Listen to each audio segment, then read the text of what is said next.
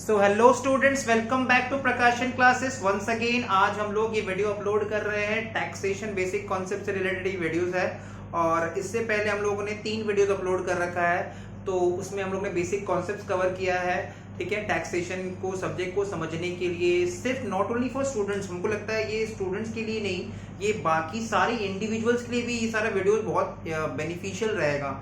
You know everyone would like to know कि tax होता क्या है, कैसे टैक्स पे करते हैं और टैक्स एक्चुअली कैलकुलेट कैसे करते हैं, how do we come to know about tax liability और टैक्सेबल इनकम कैसे निकालते हैं। Clear?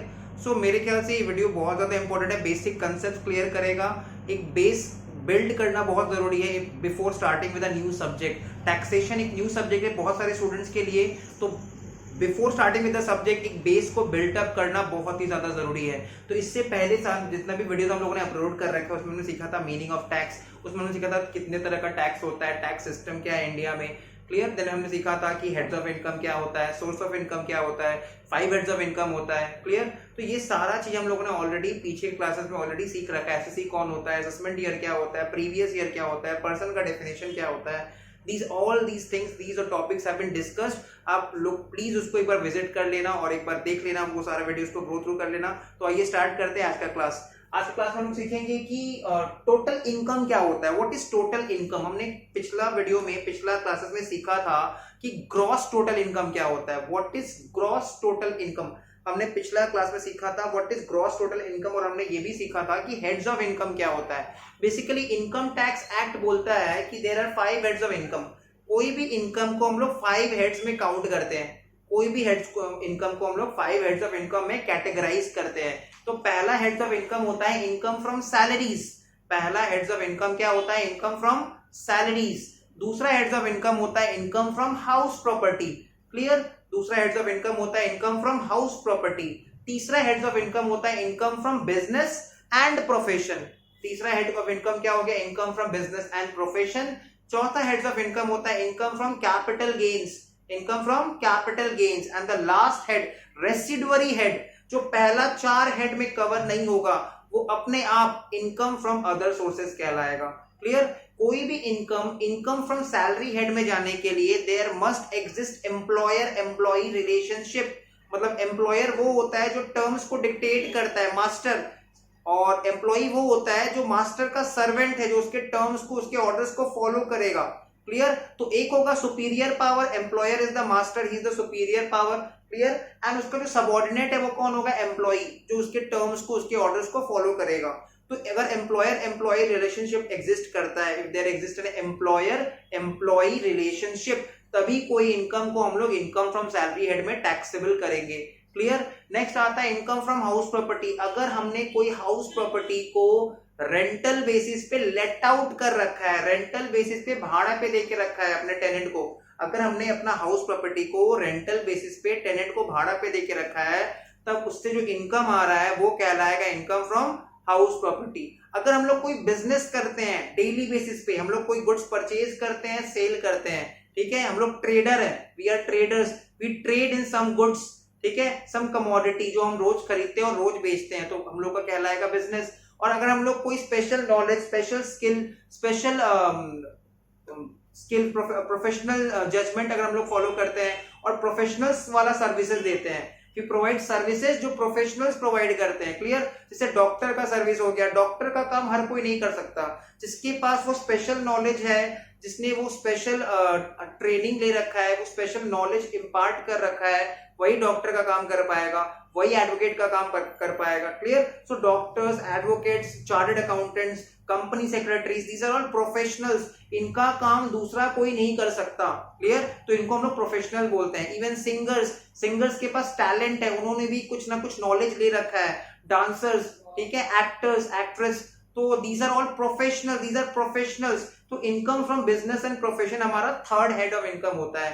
Fourth head of income आता है इनकम फ्रॉम कैपिटल गेन। अगर हमने कोई कैपिटल एसेट, अभी के लिए इतना समझ जाओ, कैपिटल एसेट का मतलब बेसिकली एसेट है। क्लियर? जब चैप्टर में जाएंगे तो डिटेल में समझाएंगे क्या होता है कैपिटल एसेट। कैपिटल एसेट अगर कोई कैपिटल एसेट है, सपोज कोई लैंड है, वो लैंड को हमने परचेज किया था, कोई जमीन हमने परचेज किया था, लैंड परचेज किया था, मान लो हमने उस जमीन को परचेज किया था 30 लाख रुपया में, 30 lakhs, और ठीक 3 महीना बाद हमने उस जमीन को बेच दिया 35 लाख में, तो गेन आ रहा है ना। 30 लाख में जमीन खरीदे थे, लैंड खरीदे थे, 35 लाख में सेल कर रहे हैं, तो there is a gain profit excess of 5 lakh. Such 5 lakh will be termed as capital gain, और उसको कहां टैक्सेबल किया जाएगा? Income from capital gain. तो ये सब कंडीशंस है, इसको हम लोग बोलते हैं चार्जेबिलिटी हेड्स। क्लियर? कंडीशन जिसके फुलफिल होने पे कोई इनकम उस पर्टिकुलर हेड में जाएगा। अब अदर सोर्सेस तो रेसिडुअरी हेड हो गया, जो पहला 4 हेड में नहीं आएगा वो अपने आप लास्ट हेड में कवर्ड अप हो जाएगा। मतलब जो इनकम पहला 4 हेड में, इनकम फ्रॉम सैलरी में, इनकम फ्रॉम हाउस प्रॉपर्टी में, इनकम फ्रॉम बिजनेस प्रोफेशन में, इनकम फ्रॉम कैपिटल गेन में कवर नहीं होगा, वो अपने आप कहां कवर हो जाएगा? Income from other sources. जैसे KBC prize money income from other sources होता है। रेंट फ्रॉम वेकेंट लैंड, खाली जमीन, जमीन में अगर कोई घर रहता ना और हाउस प्रॉपर्टी हमने भाड़ा पे दिया है, रेंट पे दिया है, लेट आउट किया है, तब वो होगा इनकम फ्रॉम हाउस प्रॉपर्टी। लेकिन खाली जमीन हमने भाड़ा पे दे दिया तो वो हो जाएगा income from other sources, because उसमें कोई हाउस नहीं है। क्लियर? वैसे डायरेक्टर सैलरी, डायरेक्टर तो एम्प्लॉय नहीं है, director is not an employ, director को एम्प्लॉय कंसीडर नहीं किया जाता, तो जब वो एम्प्लॉय ही नहीं है तो उसको इनकम फ्रॉम सैलरी हेड में नहीं जाएगा। तो डायरेक्टर सैलरी कहां जाता है? डायरेक्टर फीस कहां जाता है? Income from other sources. वैसे एजेंट्स कमीशन, कोई भी एजेंट किसी कंपनी के, किसी ऑर्गेनाइजेशन के पेरोल में नहीं आता है। मतलब agents are not employees, agents employees नहीं होते हैं, एजेंट अपने प्रिंसिपल के बिहाफ में काम करते हैं। तो जैसे इंश्योरेंस एजेंट हो जाते हैं, ठीक है, इंश्योरेंस एजेंट्स को जो कमीशन मिल रहा है वो भी क्या माना जाएगा? Income from other sources. Reason agents are not employees. Clear? तो ऐसे करके income from owning and maintaining race horses, मान लो हम लोगों ने हॉर्स रेस में पैसा लगाया था और हम लोग जीत गए पैसा। क्लियर? हम लोगों ने लॉटरी खेला था, लॉटरी में पैसा जीत गया, केबीसी प्राइज मनी। ठीक है, तो ये सब क्या हो जाएगा? Income from other sources. तो इनकम को हम लोग 5 हेड में कवर करते हैं। Income from salaries first head होता है, income from house property second head होता है, income from business profession third head होता है, income from capital gain fourth head होता है, और income from other sources is the last residuary head, fifth head. तो 5 हेड्स ऑफ इनकम का जो सम टोटल होता है उसको हम लोग क्या बोलते हैं? Gross total income.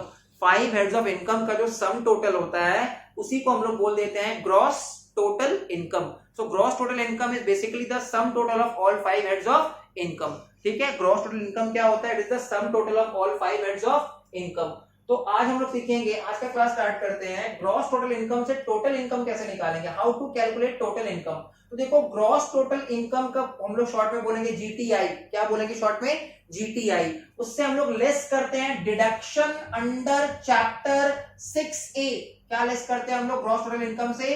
Deduction under chapter 6A। Deduction under chapter 6A कुछ डिडक्शंस है जो हमारा टैक्सेबल इनकम को कम करने में हेल्प करता है। There are certain deduction and assessee can claim deduction. हम लोग डिडक्शन क्लेम कर सकते हैं। ठीक है, किस सेक्शन में क्लेम कर सकते हैं? Under section 80C to 80U। बहुत सारा सेक्शंस है, 80C से लेके 80U के अंदर बहुत सारा सेक्शंस है। तो डिडक्शन हम लोग कैसे क्लेम कर सकते हैं? कैसे क्लेम कर सकते हैं deduction? By doing some activity. Clear? By performing some activity. जैसे हमने कहीं पे कुछ इन्वेस्टमेंट कर दिया तो उसके बदले हमको डिडक्शन मिल जाएगा। क्लियर? तो ये आगे जैसे जैसे क्लासेस बढ़ेगा वैसे सीखते जाएंगे। अब तुम सोचो कि ग्रॉस टोटल इनकम और टोटल इनकम में क्या डिफरेंस है? What is the difference between gross total income and total income? Gross total income कैसे निकलता है? 5 हेड्स ऑफ इनकम का सम टोटल कर देंगे तो ग्रॉस टोटल इनकम आ जाएगा। ग्रॉस टोटल इनकम से हम लोग क्या लेस करते हैं? Deduction under chapter 6A। Clear? और ग्रॉस टोटल इनकम से जब हम डिडक्शन अंडर चैप्टर 6A, जिसके अंदर 80C से लेके 80U तक का सेक्शंस कवर्ड है, डिडक्शन अंडर चैप्टर 6A के अंदर 80C से लेके 80U तक का सेक्शंस कवर्ड है, जब हम लोग डिडक्शंस लेस कर देंगे ग्रॉस टोटल इनकम से, जब deduction under chapter 6A less कर देंगे तो हमको मिल जाता है टोटल इनकम। इसको बोलते हैं टैक्सेबल इनकम। हमको क्या मिल जाता है? Total income. उसी को हम लोग बोल देते हैं taxable income. Now coming to the point, ये ग्रॉस टोटल इनकम और टोटल इनकम में क्या डिफरेंस है? सपोज कोई एसएससी है, कोई टैक्स पेयर है, उसका ग्रॉस टोटल इनकम है 20 लाख। लेट अस से उसका ग्रॉस टोटल इनकम कितना है? ₹20 लाख। उसका जीटीआई है, ग्रॉस टोटल इनकम है ₹20 लाख। क्लियर? जीटीआई है कितना? ₹20 लाख। एक बार के लिए हम लोग अज्यूम कर लेते हैं figures rupees in lakhs. GTI है 20 लाख। क्लियर? कितना है? 20 lakhs, और उसको डिडक्शन मिल गया, he claimed deduction under chapter 6A, suppose under section 80C, ठीक है, he claimed deduction of 8 lakhs, he claimed deduction of 8 lakhs, तो उसका टोटल इनकम या फिर टैक्सेबल इनकम कितना हो जाएगा, 12 लाख हो जाएगा। चीज को समझो, एक एसएससी है, एक टैक्स पेयर है, मान लेते हैं 5 हेड्स ऑफ इनकम का सम टोटल करके उसका टोटल इनकम आ रहा है 20 लाख, और उसने कुछ इन्वेस्टमेंट किया था, सपोज उसने LIC करवा लिया था अपना, उसने अपना ही क्या करवा लिया था, LIC करवा लिया था, ठीक है, और उसने PPF में पैसा डिपॉजिट किया था, उसने बहुत तरह का इन्वेस्टमेंट्स कर रखा था, ठीक है, उसके बहुत तरह का इन्वेस्टमेंट्स कर रखा था। तो लेट अस सपोज 80C से इसको दूसरा सेक्शन कर देते हैं, let us take it as 80, इसको सेक्शन 80G कर देते हैं, ठीक है। सपोज उसको ओवरऑल डिडक्शन एक बार के लिए समझ जाओ, ठीक है, उसको ओवरऑल डिडक्शन मिला है 8 लाख, 20 लाख का उसका ग्रॉस टोटल इनकम है और ओवरऑल डिडक्शन कितना मिला है, 8 लाख मिल गया है। तो वो अब उसका टोटल इनकम टैक्सेबल इनकम कितना हो गया, 12 लाख हो गया, उसका टोटल इनकम टैक्सेबल इनकम कितना हो गया, 12 लाख। एज एन एसएससी तुम खुद सोचो, हम लोग क्या प्रेफर करेंगे, 20 लाख का इनकम के ऊपर टैक्स पे करना या 12 लाख के इनकम के ऊपर टैक्स पे करना? एंड द आंसर इज हम लोग प्रेफर करेंगे, we will prefer as an assessee, we will prefer कि हम लोग 12 लाख का इनकम के ऊपर टैक्स पे करें। जितना इनकम टैक्स लायबिलिटी कम होगा उतना अच्छा है।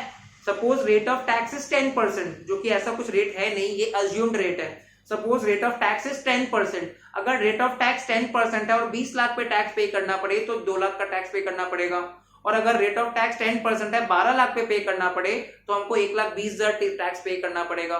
मतलब जितना हम लोग डिडक्शन क्लेम कर पाएंगे उतना ज्यादा हमारा टैक्स लायबिलिटी, टैक्सेबल इनकम कम होते जाएगा, सप्रेस होते जाएगा। तो डिडक्शन क्लेम करना हर एसएससी चाहेगा, कि वो डिडक्शंस को क्लेम कर सके। एवरी एसएससी वुड वांट कि वो ज्यादा से ज्यादा डिडक्शन क्लेम कर सके। तो डिडक्शन क्लेम करने के लिए क्या करना पड़ेगा, डिडक्शन क्लेम करने के लिए हमको कुछ इन्वेस्टमेंट करना पड़ेगा।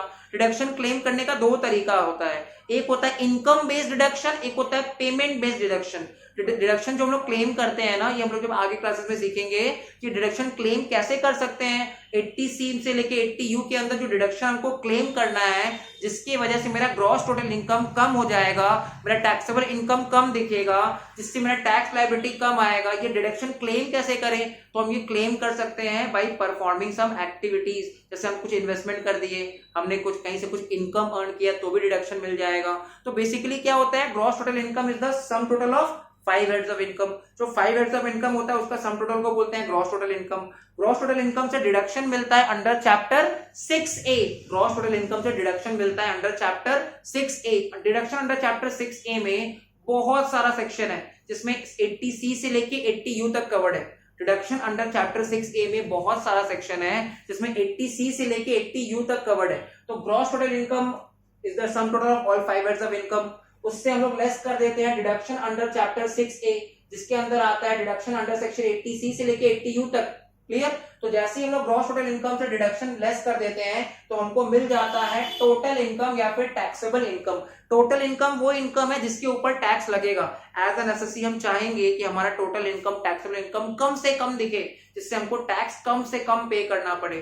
होपफुली यहां तक क्लियर हो गया होगा। नेक्स्ट आते हैं एग्जेम्पशन क्या होता है, डिडक्शन क्या होता है, रिबेट क्या होता है। देखो एग्जेम्पशन क्या होता है, एग्जेम्पशन इनकम का वो पार्ट है जो टैक्स फ्री है, ठीक है, जिसपे टैक्स नहीं लगेगा। एग्जेम्पशन क्या होता है, इनकम का वो पार्ट जो टैक्स फ्री है, एग्जेम्प्ट है। इनकम का वो पार्ट जो टैक्स फ्री है, जो एग्जेम्प्ट है, उसी को बोलते हैं एग्जेम्पशन। क्लियर? सपोज हम लोगों ने इनकम रिसीव्ड किया 10,000, सपोज हम लोगों ने इनकम रिसीव्ड किया 10,000 और उस पर्टिकुलर इनकम पे इनकम टैक्स एक्ट लॉ ने बता रखा है कि उस पर्टिकुलर इनकम पे 2,000 का एग्जेम्पशन हम लोग क्लेम कर सकते हैं। We can claim an exemption of 2,000। मतलब इनकम हमने रिसीव किया था 10,000, उसमें 2,000 एग्जेम्प्ट हो जाएगा, टैक्स फ्री हो जाएगा। तो remaining portion, remaining element 8,000 will become taxable income. Clear? तो जितना हम इनकम रिसीव करते हैं उससे जितना एग्जेम्पशन जो टैक्स एक्ट बताएगा, इनकम टैक्स एक्ट बताएगा, लॉ बताएगा ये बात कि किस इनकम में कितना एग्जेम्पशन है। तो इनकम रिसीव से जब हम लोग एग्जेम्पशन पार्ट लेस कर देते हैं तो हमको मिल जाता है टैक्सेबल इनकम। तो व्हाट इज एग्जेम्पशन? एग्जेम्पशन होता है क्या? Exemption is that part of the income which becomes exempt और टैक्स फ्री। तो एग्जेम्पशन क्या होता है? इनकम का वो हिस्सा, इनकम का वो पार्ट, इनकम रिसीव्ड का वो पार्ट, वो एलिमेंट जो टैक्स फ्री है, जो एग्जेम्प्ट है। सपोज हम लोगों ने, again I am repeating the example, हम लोगों को इनकम रिसीव्ड हुआ है 10,000 और उसमें 2,000 टैक्स फ्री है by the act. Income tax act बता रखा है कि उस पर्टिकुलर इनकम के लिए 2,000 रुपया टैक्स फ्री है, 2,000 तक टैक्स फ्री है। तो 10,000 इनकम रिसीव हुआ था, 2,000 रुपया टैक्स फ्री हो गया, तो रिमेनिंग इनकम कितना बचा? 8,000। That particular 8,000 will be taxable income. Clear? तो एग्जेम्पशन समझ में आ गया होगा। आते हैं डिडक्शन। डिडक्शन क्या होता है? From the gross total income of the assessee deductions are allowed on fulfilment of condition. Deduction ऐसे ही नहीं मिलेगा, कुछ कंडीशंस को फुलफिल करना पड़ेगा। On fulfilment of conditions as prescribed in various sections of chapter 6A। ठीक है? तो डिडक्शन कैसे क्लेम कर सकते हैं? डिडक्शन क्या हेल्प करता है? डिडक्शन हेल्प करता है मेरा टोटल इनकम, टैक्सेबल इनकम को कम करने के लिए। हम अपना टोटल इनकम, टैक्सेबल इनकम को कम कैसे करते हैं? By claiming deduction. तो डिडक्शन क्या होता है? ग्रॉस टोटल इनकम से कोई भी एसएससी क्या क्लेम कर सकता है? डिडक्शन क्लेम कर सकता है on fulfilment of certain conditions, on fulfilment of certain conditions. और ये कंडीशंस कहां लिखा हुआ है? These conditions are prescribed under section chapter 6A, clear? In the various sections of chapter 6A. chapter 6A of the act का एक chapter है, chapter 6A। इसमें जो सेक्शंस है वो 80C से लेके 80U तक कवर्ड है। चैप्टर 6A में कहां से कहां तक सेक्शंस कवर्ड है? सेक्शन 80C से लेके 80U तक। चैप्टर 6A में सेक्शंस कहां से कहां कवर्ड है? सेक्शन 80C से लेके 80U तक। Clear? Now provides the various deductions from gross total income. तो क्वेश्चन ये आता है कि एग्जेम्पशन और डिडक्शन में क्या डिफरेंस है? तो एग्जेम्पशन बाय एक्ट सबके लिए अवेलेबल है। एग्जेम्पशन बाय एक्ट सबके लिए अवेलेबल है। इनकम टैक्स एक्ट में अगर कोई भी पर्टिकुलर इनकम को किसी एक्सटेंट तक एग्जेम्प्ट किया गया है तो वो अवेलेबल सबके लिए है। उसके लिए कोई कंडीशंस, जनरली कोई कंडीशन फुलफिलमेंट का रिक्वायरमेंट नहीं है। बट डिडक्शन सबके लिए अवेलेबल नहीं है, इसको क्लेम करना पड़ेगा। डिडक्शन जो है वो सबके लिए अवेलेबल नहीं है। एक एसएससी अगर चाहता है कि वो डिडक्शन वो ले सके तो उसको क्लेम करना पड़ेगा by performing some activity. Clear? तो एग्जेम्पशन और डिडक्शन में डिफरेंस है। रिबेट क्या होता है? रिबेट हमारा टैक्स लायबिलिटी को रिड्यूस कर देता है। हमारा जो इनकम टैक्स का लायबिलिटी होता है, सपोज हमारा इनकम टैक्स का लायबिलिटी है से सपोज 15,000। सपोज हमारा इनकम टैक्स लायबिलिटी है 15,000। इट मींस हमको इनकम टैक्स पे करना है 15,000। ठीक है? इट मींस हमको इनकम टैक्स कितना पे करना है? 15,000। नाउ 15,000 हमको इनकम टैक्स पे करना है और उसमें अगर हमको 3,000 रिबेट मिल जाता है तो इसके कारण क्या होगा? हमारा टैक्स लायबिलिटी कितना हो जाएगा? 12,000। सपोज हमारा इनकम टैक्स का लायबिलिटी था 15,000, उसमें 3,000 अगर रिबेट हो जाता है, ठीक है, उसमें अगर 3,000 का रिबेट हो जाता है तो इन दैट केस क्या हो जाएगा? इनकम टैक्स का लायबिलिटी नेट ऑफ कितना हो जाएगा? 12,000। तो रिबेट क्या होता है? Rebate is reduced from the amount of income tax liability so computed on fulfilment of conditions. इसमें भी कंडीशंस फुलफिल करना पड़ेगा। और याद रखना है कि हमारा सिलेबस में हमको रिबेट याद रखना है सेक्शन 87A। टैक्स एक बहुत ही ज्यादा इंटरेस्टिंग सब्जेक्ट है। इसमें बहुत ज्यादा मेमोरी पावर चाहिए, बार बार चीजों को रिवीजन करना बहुत जरूरी है, सारा प्रोविजंस को लर्न करना बहुत जरूरी है। पहले प्रोविजंस को समझना पड़ेगा, फिर प्रोविजंस को लर्न करना पड़ेगा, फिर उसको सम्स में अप्लाई करना पड़ेगा, देन सम्स को प्रैक्टिस करना पड़ेगा, and then we will be ready for our exams. So hopefully यहाँ तक ये वीडियो समझ में आ गया होगा। मिलते हैं नेक्स्ट वीडियो में। Bye bye.